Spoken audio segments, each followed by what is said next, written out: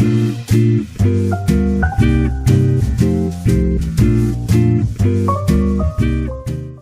you ever wonder what type of leader you are? Have you pondered the qualities of what makes a great leader? Would you rather avoid leadership responsibilities? If you answered yes, you are in the right place.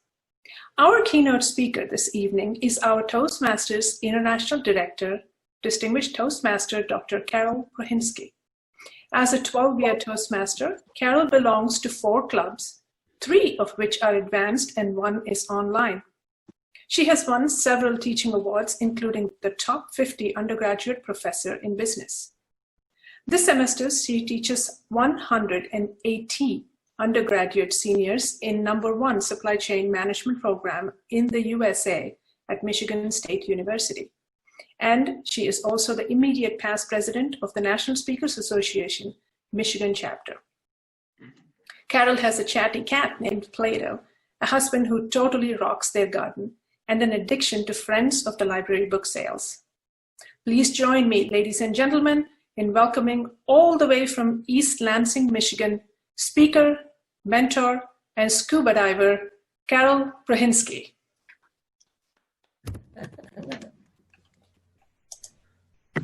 Thank you so much, Sarvante and District 10. It's great to be here. I just wanted to share with you, I've had the opportunity to visit several times, and I'm honored to visit again, especially during this difficult time, and to watch our leaders in this district succeed. Our leaders, our current leaders, our past leaders, wow. You guys have really stepped up to the bar, and this conference is just one example of what it is to be a leader, to get through this difficult time.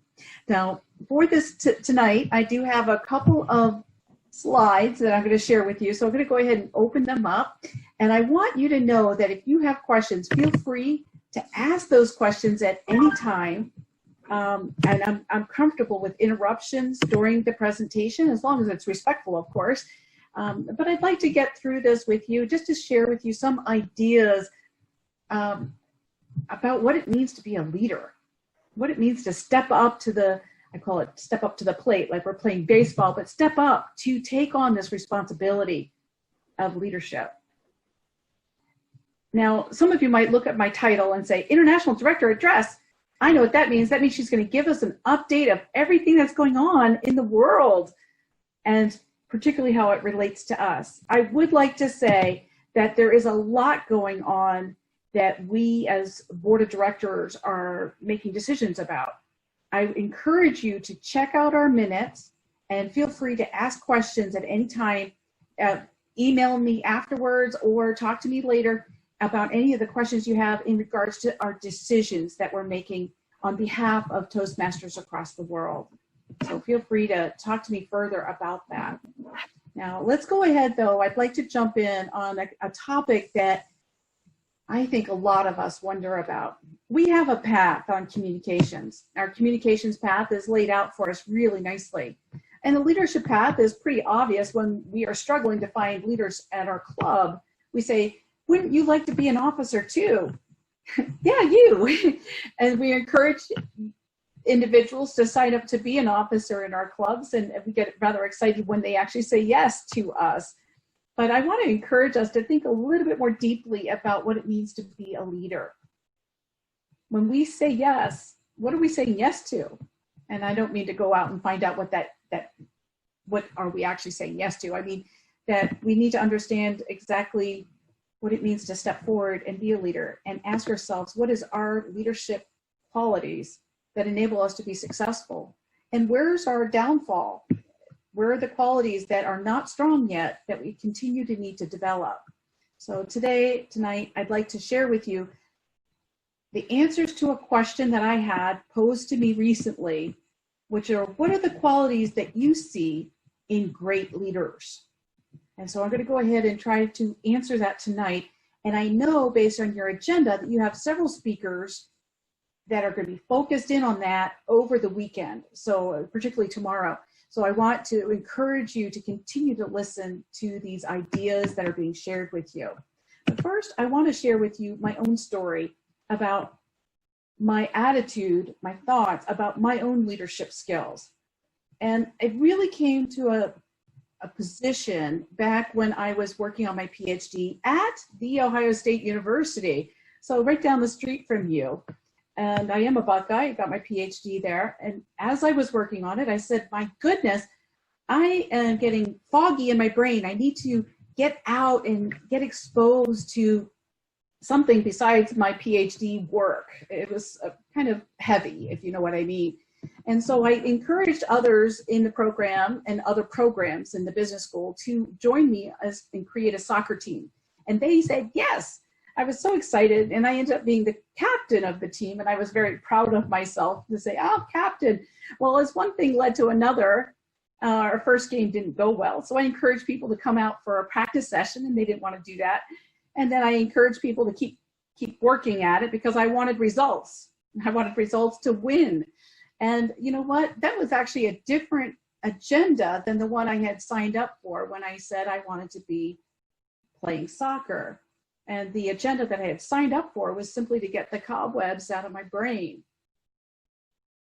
Well, now I wanted to win. I am a little competitive, as many of you know. And so for me, having that transition, it seemed quite natural. But I lost my team. My team was not interested in winning. They just wanted to have fun. So a very different agenda. And it's very important for us as leaders to reflect on our team and what is it that they want from us. But I want you to take from this particular story what I walked away with. I walked away with the thought that I am not a good leader. I'm terrible at it. I lost my whole team, and we lost every single game if we happened to have enough people that actually showed up for the game. I walked out of this experience thinking very negatively about my skills as a leader. Years later, I signed up for Toastmasters, and one of the first things, well, I'll say one of the first, it was actually 6 months later, they said, don't you want to be an officer too? And I was like, no, no, I'm not going to be an officer. There's no way. And you don't want me to be. And then they said, but Carol, you're already doing a lot of the responsibilities of vice president of membership. You welcome people, particularly our guests. You give them our membership packet and help them fill out the form to become a member. You're so excited to see people. These are qualities that are really good at the vice president of membership. And I said, yeah, yeah, you're right. I like that. That's fun. And they said, that's okay. You don't have to be the leader. You just have to be on the leadership team. And I said, you know what? I think I can do that. So I signed up to do that. And boy, am I happy that I did that. I mean, I'm just signing up for that opportunity allowed me to get the experience of what it was like to be on a leadership team, to be part of that leadership team. Now, I still didn't want to be president, but I said, this works. But guess what? One thing led to another, and we had problems with our club president. Our club president, in my mind, was wonderful, but at the point where we had problems, it was obvious to all of us. And we, as a leadership team, needed to step up to take the responsibilities from our former president and take them onto ourselves to continue to get through the storm that had now arrived at our club. I made some mistakes. Looking back, I wish I had made some different decisions.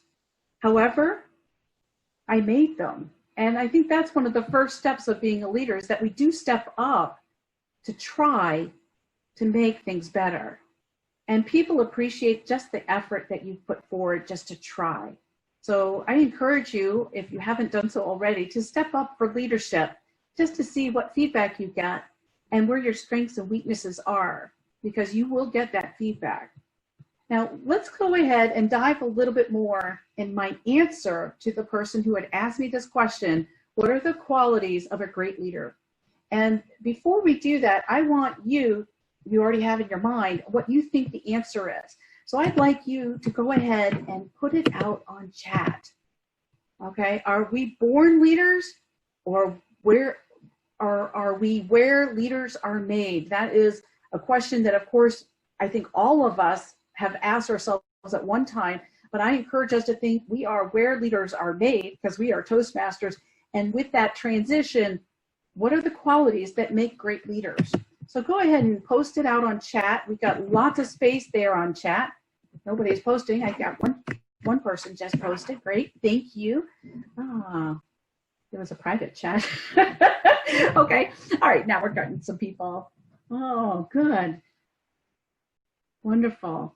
And I hope all of you know how to open the chat. If you don't, if there's a chat feature, if you move your cursor down below, you can click on the chat feature. For me, I have to hit the 3 dots, and then chat is an option, and it opens up a window. And so we have lots of great things coming up. Great listener, lead by example, servant leader, selflessness, vision. Oh, thank you. Thank you, Sherry, for listing that. Oh, I love it. Honesty, great. Listening to others. A lot of people writing listening, of course. I'm not going to talk about listening tonight. To me, we know that one. Great delegator, Judy, thank you. Really good.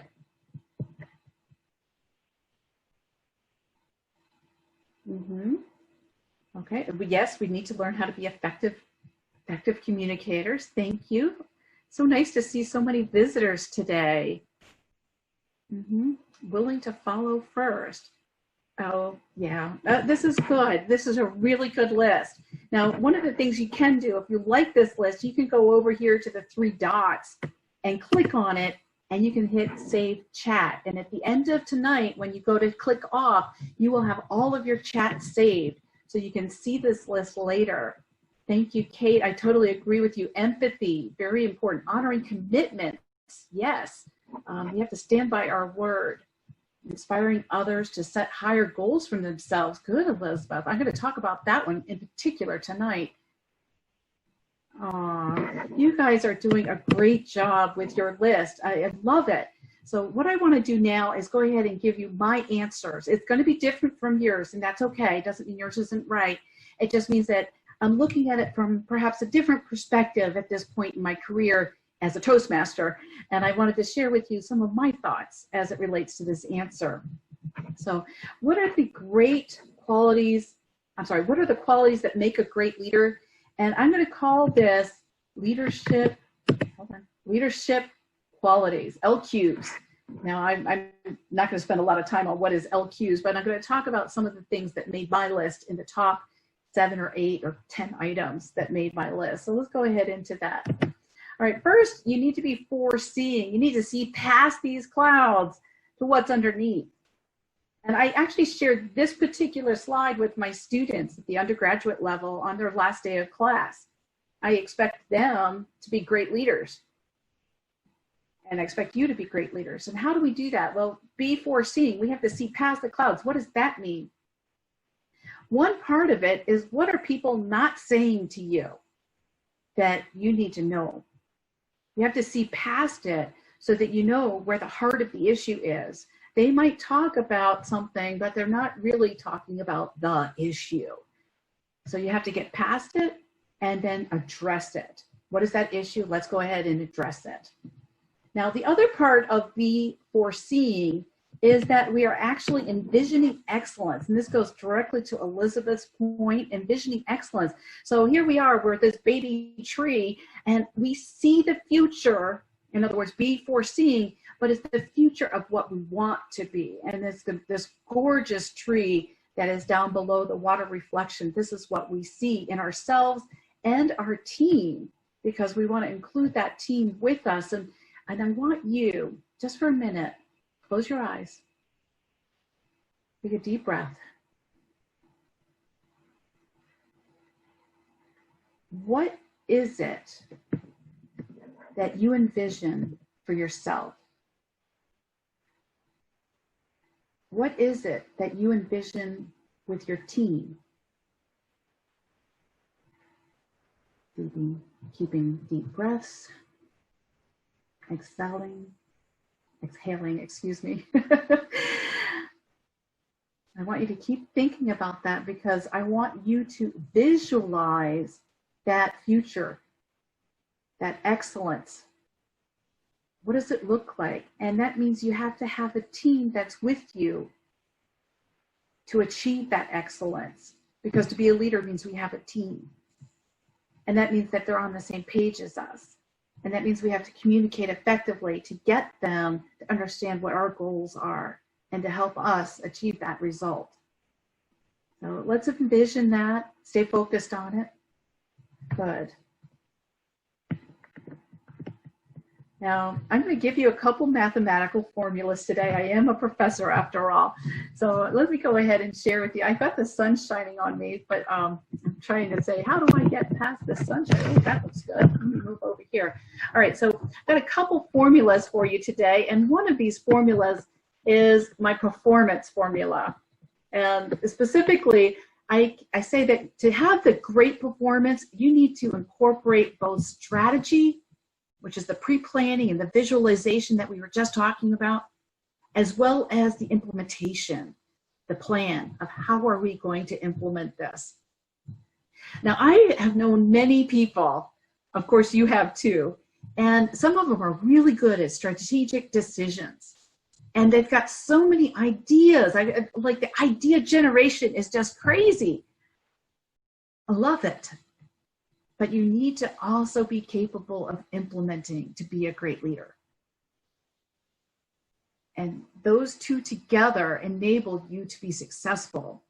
And I think both are important, and let me explain why. One is to come up with the ideas and understand the strategy, which is the game plan on how to achieve those results or goals that we have planned for us. And the second part in the implementation is to use the resources we have to effectively accomplish the results. And we need to be capable of doing both, because if I just create plans, I'm not helping my team in achieving the results. And if they get stuck, I need to be able to help them get through that stuck moment. I have to have both. So I've also known many people that are really, really good at the implementation side. And you probably know some of them too. I am thinking of one or two people that always sign up to help with events, but never ask for the spotlight. It doesn't mean that they're not good leaders. They're great leaders, but sometimes we have to get into the spotlight to make our message known. So I'm going to encourage those of you that feel somewhat introverted to step forward into that spotlight on occasion to get your message heard, because you have some wisdom to share with us. And then the last part of this is that if you are in the implementation side of things and you're really good at it, stretch yourself to create a vision. Work at it to create a vision of the future. What is it that you want to actually see? Who do you want to be there with you? And what is the outcome of that implementation? So you get to envision it. What is it that you want to see? Now, given a set of resources, this was one of the qualities I said with the strategy. You have a given set of resources and you must use those resources effectively to implement your plan. What are the resources that you have at your disposal? As a district, as a club, we have people. We might have some money if we're lucky. We might have some physical assets, and I teach supply chain, so I bring in operational aspects such as we have a facility and equipment that might be relevant for us. So look at your resources, and for us it's usually people and money. Look at those resources and ask, how can I use those resources effectively to accomplish the goals that we have set out for us and make sure that we're sustainable in the long term? And you have to examine those resources to be able to determine what is your skill set for the future based on those resources. Now, I've got another mathematical formula for you. Leadership equals relationships times results. Have you ever known a leader that's all focused on results? For example, my soccer days. Yeah. I was focused on those results and I wasn't a good leader. You also have to have that relationship side. You need to have the relationship side and the results to be a great leader. Now, what does it mean to have a relationship side? Does this mean like we're everybody's friend? Everybody loves us? That is part of it. It's not all of it, though. The part that really matters in leadership is that we're able to get people to help us accomplish the goals that are in front of us, and they want to. They're desiring it. They say, please put me to use so that I am part of this program. I'm part of this team to achieve this result.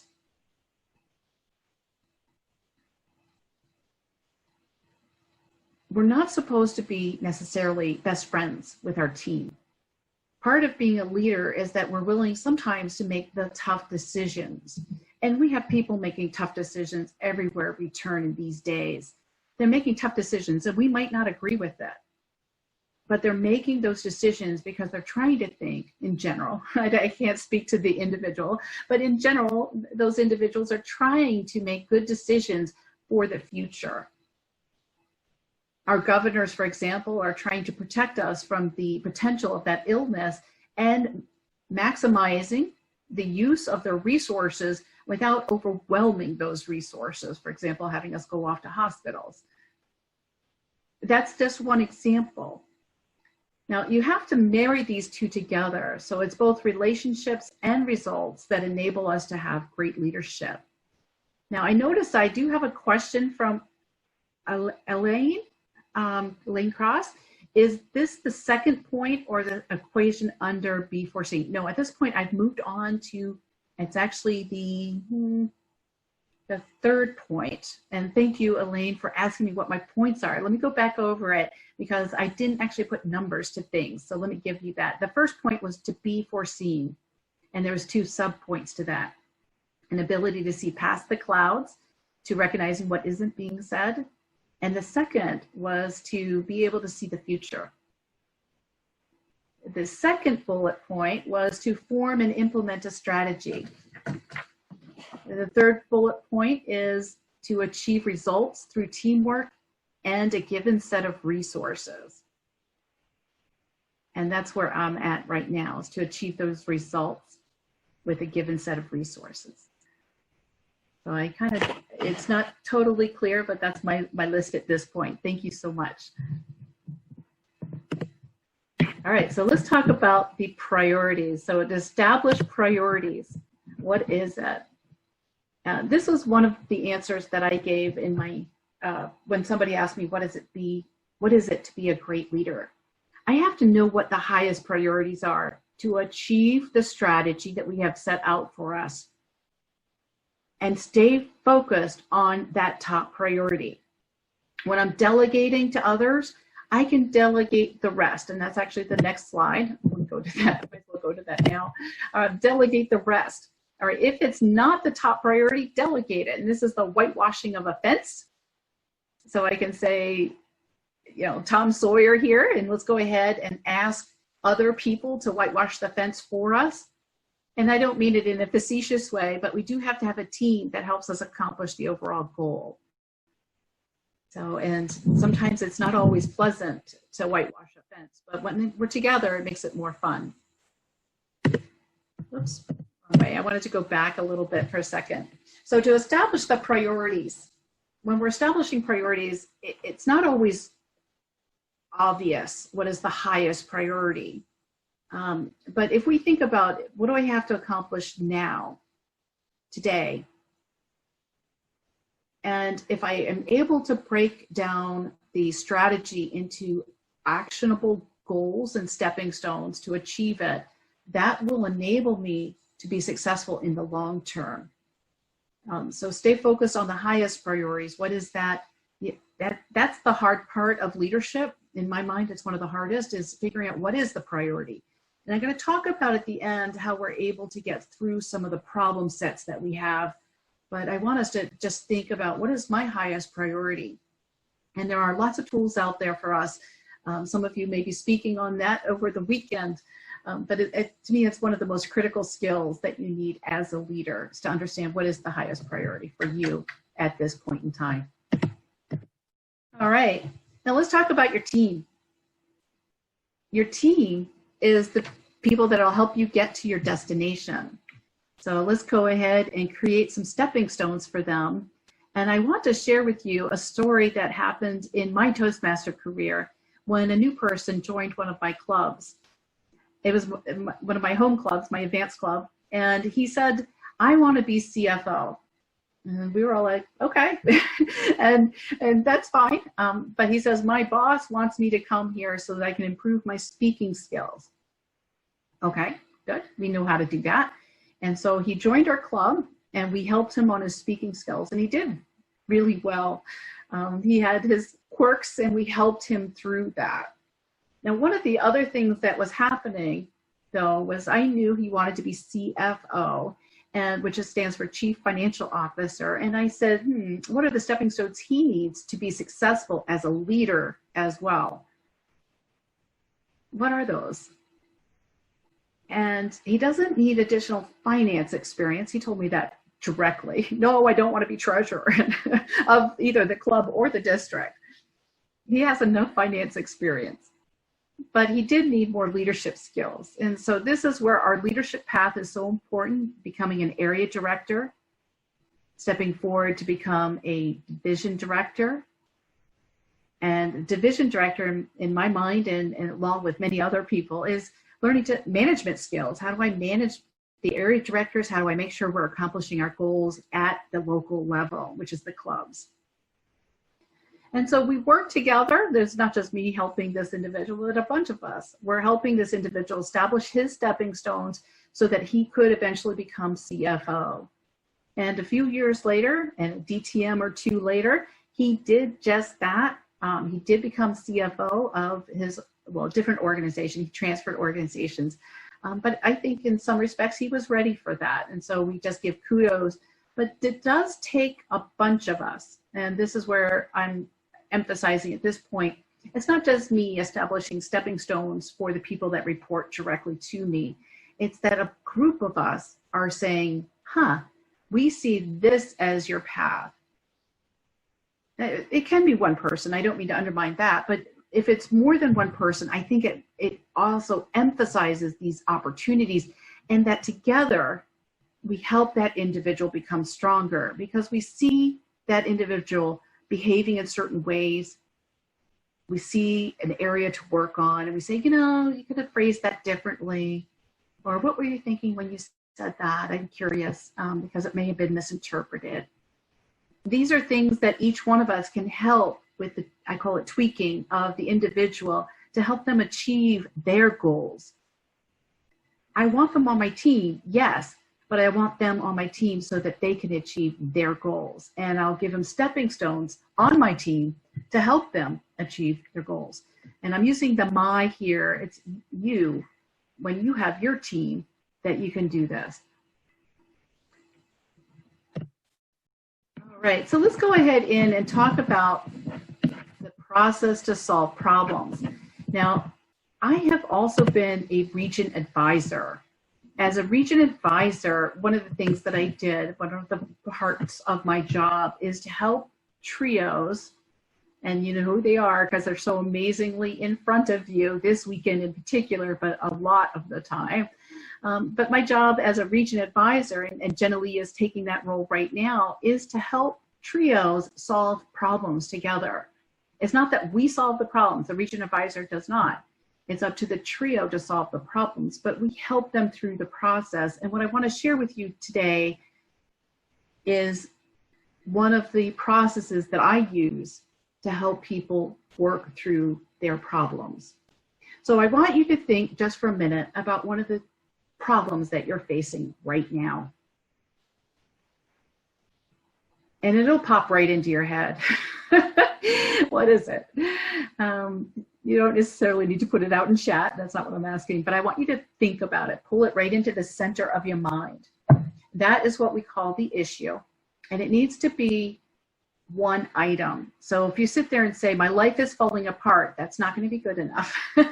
So I'm going to encourage you to narrow that down a little bit and focus in on what exactly are you thinking of when you say your life is falling apart. And I hope your life is not falling apart. But let's focus in on it. And once we have that outlined, and I say outlined, just one sentence is all you need. Once you have that outlined, I want you to start thinking about some of the alternatives that you have. I'm jumping down ahead, but I want you to start thinking about it while I speak to the other 2 points. Now, what I have seen is when people are facing problems, they get they have difficulty seeing the alternatives. They only look at one area and they say, this is the only alternative I see. You have more than that. And sometimes the job of a region advisor or other mentors in your life is to help you see those other alternatives. So if you can feel free on a scratch of paper next to you, go ahead and write down your issue. You have some time to do this. Write down your issue and then write down underneath it some of the alternatives that are popping into your mind to solve that particular problem.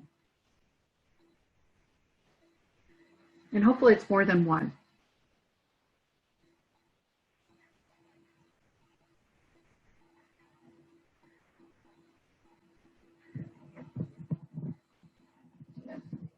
Are you doing that? Good. Okay, and while you're doing that, I'm going to go ahead and describe the 2 bullet points that come before alternatives and describe what that means. The second bullet point here is to understand the environment that you're operating in. And in a business environment, it might be, what is the economy? The economy right now is very troublesome.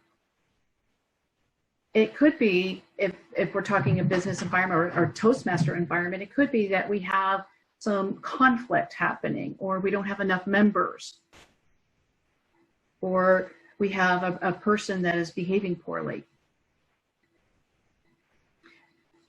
That ties in with your issue statement, but I want you to think about the environment as, what is the environment that we're operating in, which is the fabric that we have around us. Do I have a team outside of the club that can help me, such as your area director? Now, the decision criteria represents the aspects or objectives. Let me use the word aspects. The aspects that enable us to evaluate the alternatives. So if I said that, I'll just use an example. Let me see, I just got a chat. Let me see what that is. If I used the example of the economy tanking, so that's the environment, and I don't have a job. Let's just use that as an example. I need a job. The decision criteria might be things like the fact that I have reasonable hours, that it's close to home, that I can take some time off if my children need help. Right? This might be aspects associated with the decision criteria, or it might simply be that I get a job, and just getting any job in this environment might be it. All right, and so when we're thinking about the alternatives, we might have, let's say, a couple alternatives in front of us. Maybe it's McDonald's, the local grocery store. Maybe it's the shipping and warehouse supplies. Those might be the alternatives. And then the decision criteria might be things like hours, location, ability to take some time off if I need it. So the decision criteria allows us to compare the alternatives that we have in front of us. All right, we're now down to the alternative and analysis section. And with the alternative and analysis section, let's go ahead and take this a step farther. Now, I've talked about the job situation. I think most of us can relate to that, but now I'm going to bring up something a little bit more challenging. It's a real situation that I faced when I was a region advisor. Sometimes the issue that comes in front of us is surprising and not what you anticipate. An individual said that they were having problems with their team. People weren't respecting him or her. For this discussion, let's make it a her, just so that I can refer to this individual. And I'm going to name this person Joan, if you don't mind. Joan was facing some problems and the team was not supportive of her. And when I questioned her about it, what I found was that the team was asking her to be more communicative, particularly not through email, but through telephone conversations. And I said, Joan, is that a problem? And after addressing what was not being said, which is, why aren't you being able to make phone calls? What we uncovered was that she had a history through her childhood that she wasn't supposed to be on the phone very long. And it was so strong inside of her that she struggled to make any phone call at all. Some of you might remember the days from your childhood when you were not allowed to be on the phone very long. So after examining the issue, I asked her what alternatives she felt that she had. And she didn't know of any alternatives at all. She didn't feel comfortable with the one that was right in front of her, which is to make the phone calls. I got her permission so that I could bring her team into the conversation with her so that we together could come up with alternatives. And this is another step that is really helpful for people. Lay it out on the table. I have this problem, and I'd like your help in coming up with alternatives. Not that I want you to solve my problem. Sometimes we have to say that to our spouse who likes to solve everything, right? No, I don't want you to solve my problem. I want to talk to you about my problem, and I want to have some ideas from you on how to address that problem. So let's get those ideas out on the table. And the first part of the conversation, and just want to share this part with you, I think it's important.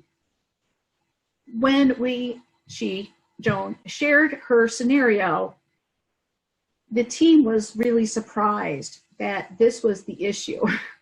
They didn't understand what the issue had been, and now that it was out on the table, they had this aha moment that they said, oh, now I know why you're not making these phone calls. Now I know why you're not calling the rest of the team.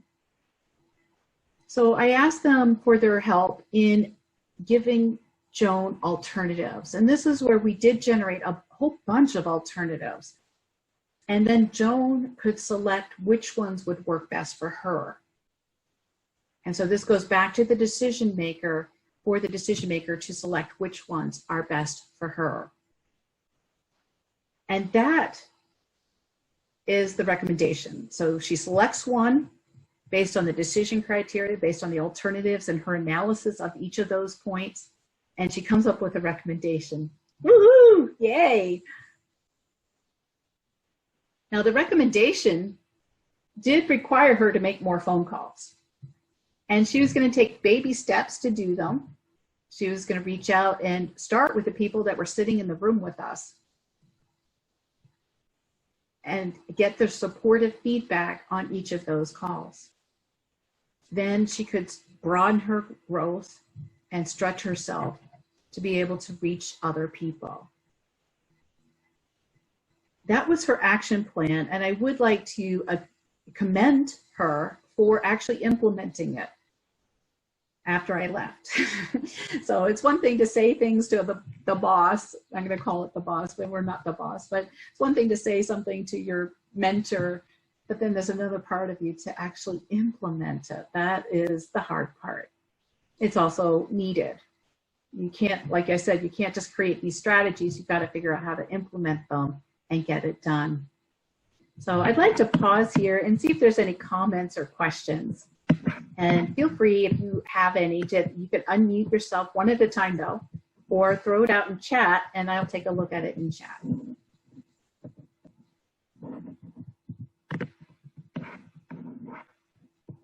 Any comments or questions at this point?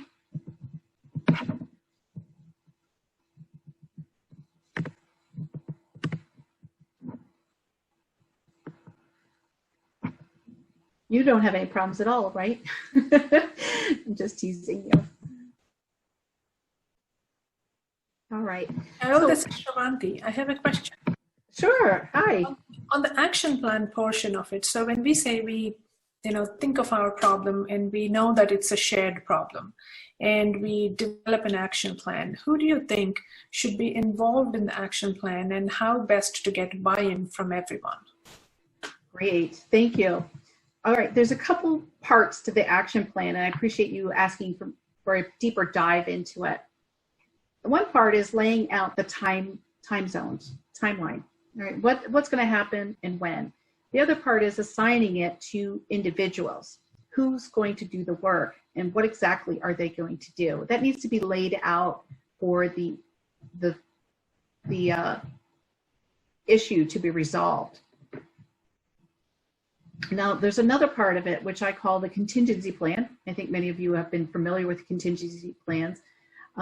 What happens if this doesn't work? Are you going to just throw your hands up in the air and say, I give up? No, we don't want that to happen. So it's really helpful to lay out in advance, what would you do in the event that this particular action plan is not good or it doesn't work? So the alternative that you selected isn't the best alternative, or you're not able to figure out how to implement it well enough to accomplish your goals. So it might require some additional mentoring, some feedback, some tweaking to get it to work right. Or you might have to go back and say, you know what, I didn't select the right alternative. I need to select a different one. And this one is much more attractive to me today at this time. Now there's one last part to the action plan, and that is what I call addressing the con. Every single alternative has a con or a negative aspect to it. No alternative is perfect. Figure out what that negative part is and then try to address it with your action plan. So for her, it was getting on the phone and spending it too often on the phone. And so what we had to do was develop an action plan that included what would happen if she felt that she was spending too much time on the phone. So how would she be able to address that and lay that out there? That's just one example. Thank you so much. But spell out exactly who's going to do it. Mm-hmm. Ideally, you're working with your team to say, here's the issue. Let's all develop alternatives. Let's analyze the alternatives together. And together we come up with that recommendation. If you're able to do that successfully, you will come up with a lot of people having buy-in on that decision, enough that they say, sign me up. I can't wait to implement this. I want to be part of this. I am proud to be part of this team. Sure thing. Don't we all want that? No, this is helpful. We do have a question from Amy here. She says, if you implement the action plan and say you don't do a great job, do you go back to the beginning? If not, what step do you go back to? I usually would suggest, I prefer to stay with the alternative that you initially selected, because you selected it for very good reasons. Assuming you did your analysis well, you selected it for good reasons, but you have to ask yourself, why isn't it working? What am I doing wrong? And this is where I know of a person who always says, oh my God, we don't have enough members. We need more members. And so they're twisting everybody, just say, don't you want to be a member? and that's not necessarily going to solve the problem, which is that we need more members. So how do we tweak that to accomplish the goal? And yes, it is requiring us to ask people to join, let's say, the club. We do want that. So how do we get them to say yes? I call it tweaking, where we need to address how we're going about trying to solve this problem. So the action plan needs to be adjusted slightly, and our implementation of it. So I see another question here. It's in examining your problem. What if there is disagreement that there is even a problem in place? I want to develop a plan to solve a problem, but another team member doesn't even think that this is a problem, or it's the wrong problem to solve. And the quote was, if it ain't broke, don't fix it. I don't know who actually asked that question, but I will say, you think it's broken, that's all it takes. So if another team member doesn't think it's broken, ideally you're going to be able to point to some evidence that it is a needing adjustment. But it isn't always, and I think this is important. As a leader, it's not about fixing it because it's broken. It's about making it better. And if it's not great now, and I and you want it to be great, how do we get it better? And so it may not be broken, but we want it better. And I think that's really what you're asking in this question. Okay, I'm going to go ahead and move on. Thank you so much for this interaction. It was very, very nice. Let's go ahead and move on to my next slide. Guess what happens when we accomplish our goals? We achieved our strategy. What happens next? Huh? Yeah, celebrate tonight. Da, da, da, da. Yeah. You ready? Ready to party? Yeah, that's what we have planned for you. I know District 10 has got some plans in place to make sure that we are celebrating. Now, it's not all parties, right? Or not. And I say that because I personally struggle with creating a great celebration. And some of you might say, no, you're good at it. But I think it's also about our self-perceptions. And I decided at some point that I wasn't good at it. Now, I probably should go back and reflect further on that because I think I do have some skills in party planning. But as a leader, it's really important to have this as a component of your leadership to make yourself great. It's not all work, and to make sure that we are having fun. And sometimes that fun actually means accomplishing our goals. Some people like to say, I got it done, and that for me was fun. So make sure you're having your celebrations, whether it be virtual or something else, trophies, awards, ribbons, accomplishments, kudos, job promotion, great teaching evaluations from your students, whatever it might be that you are able to walk out of here and say, wow, what an amazing experience. And so with that, I ask you to examine your LQs, your leadership qualities, so that you know what your strengths are.